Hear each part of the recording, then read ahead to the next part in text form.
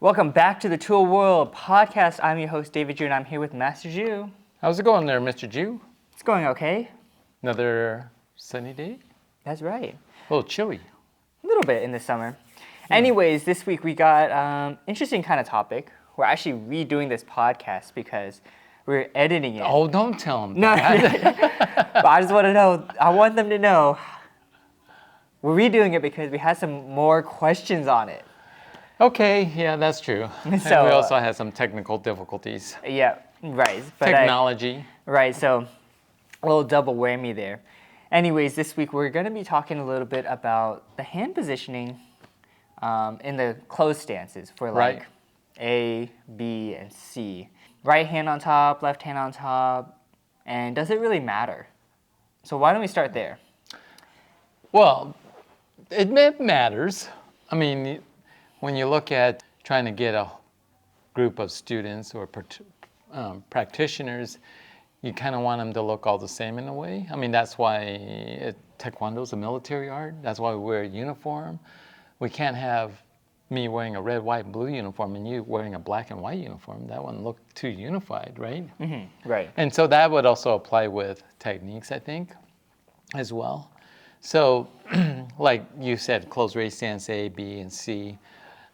In A and B, the fist is closed, the right fist is closed, and left hand's on top. So we don't want to have other people doing it opposite. Although I have seen students do it, the left fist of closed. course. Natural. I mean, it's not like it's unnatural to do that.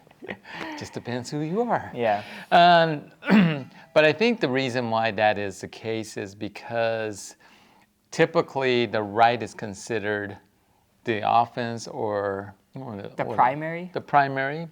General Choi was right-handed, right? Mm-hmm. And the left is more the defense or the secondary technique, right? Mm-hmm. I mean, when you look at, like, for instance, step sparring, we move our right foot. If you're the attacker, you move the right foot into the particular stance, and the defender moves the left foot.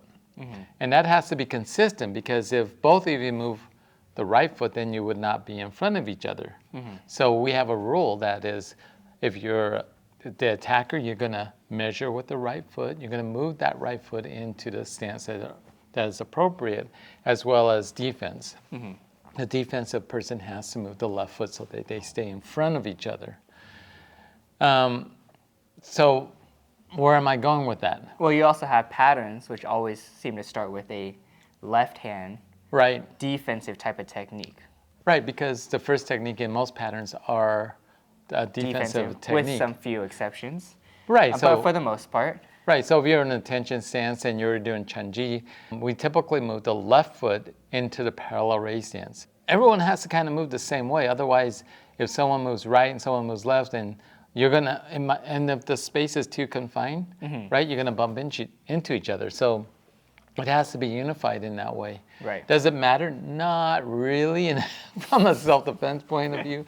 No, not really. Right. But we just have to have certain rules, right? And also make note that not all patterns start with a defensive technique. So we're going back to the closed stances. Closed stance. We had somebody bring up an interesting question. Before we get to that question, though, don't forget that we have our summit coming up. That's right. That's going to be in October, so the registration is open for both virtual and Hawaii. All right, so the question is from this student. Okay. Who was it? I don't know. I don't remember now. Okay, well, I don't know.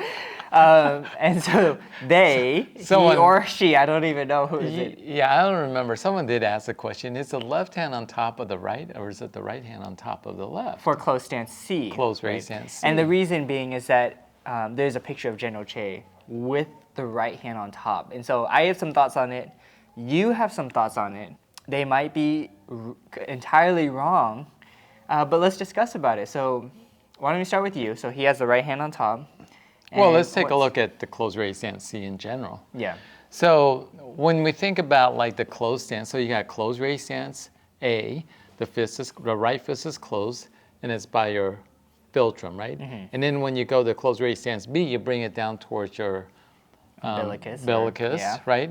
And so if I was to go closed raise stance C, I wouldn't break it apart. I would just open my hand up and my left hand's on top. Right. And it's also in line with the closed raised stance A and B. The left hand is on top.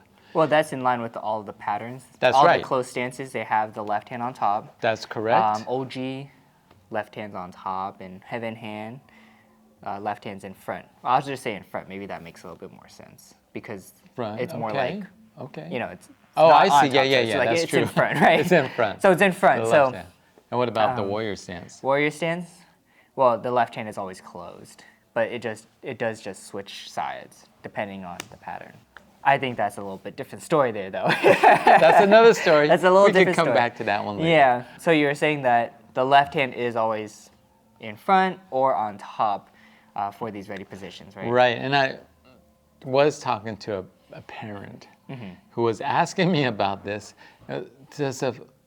Where does the hand actually place again? And I always say the little finger, my left little finger is on the, well, you might call it the ring finger maybe, it's the other side.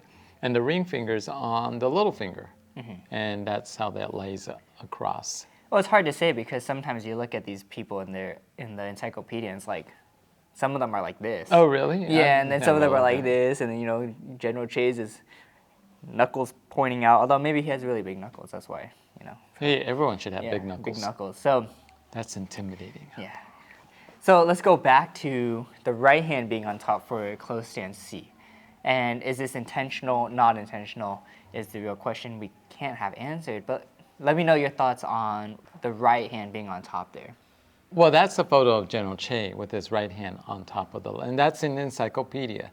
So when you look at all these closed raised stance C, and we've already said this, that the left hand is on top of the right on all of the other closed raised stance C photographs, Warang, whatever, okay? However, General Che has a photo of him with the right hand on top. And so my thoughts was on this was that, you know, he's right-handed and he was very proud of his right fist. I mean, I remember him saying, you know, condition the fist and, you know, someone is threatening you and you show them their fist and that might just go, whoa, what, look at his hands.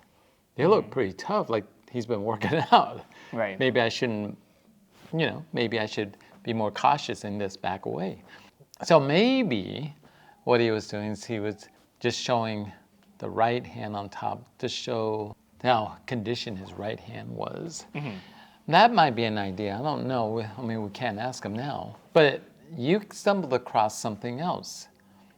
Yeah, my thought was, well, when I was editing this, I had to go back and look for that picture. That's why we're redoing it. So that's why we are redoing this. And there's a couple interesting things about, you know, where it is in the book as well.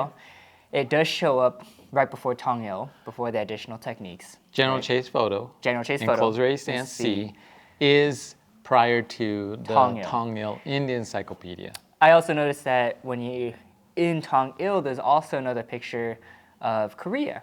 Right. And Tongil is all about the reunification of Korea through The unification of North and South North Korea. and South Korea. And he always wanted Taekwondo to kind of be that kind of unifying type of factor, right?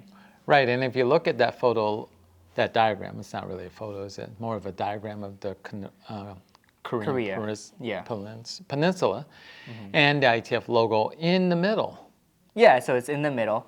And I was kind of thinking that the logo has his right hand in the fist, right? And so with his right hand on top, it kind of made me think that he was signifying or symbolizing that through his right hand, through Taekwondo, he wanted to reunify. That it could reunify Korea, right? And I was Korea. kind of thinking that's why he wanted to show off his right hand, especially in that photo, because that only does show up that one time. And it's kind of a peculiar spot to show up in as well. Yeah, that is really interesting. That's a really interesting point and observation. We're also not like history buffs, so there's a lot of people out there that probably don't. They researched a little bit more. Maybe they've talked to General Che a little bit more extensively about it, right? Right. So these are just thoughts and inferences. So let us know your guys' comments. Do you buy into that? Or do you know somebody that might know a little bit something more? And then send us a message so that we can, talk about it a little bit more and, just learn. And there's a lot of history that's not in the books. I'm going to hunt that down. I'm going to ask all these grandmasters. Now, Yeah. another question I have always wondered is why is a belt tied in a square knot? Yeah, I don't know. Because it looks good. Because not everyone ties their belt in a square knot. Actually, I think if you look at the way President Choi ties his belt, it's a little different. Oh, really? Yeah, Yeah, he just throws it on or something. maybe. I don't know. He says, don't think about it too hard. Yeah, don't think about it too much. Does it matter? Yes and no. From a self-defense point of view, no, it doesn't matter. Yeah. Anyways, let us know you guys' thoughts. And as always, don't forget to be safe. Keep training. And we'll see you guys next time. Taekwondo.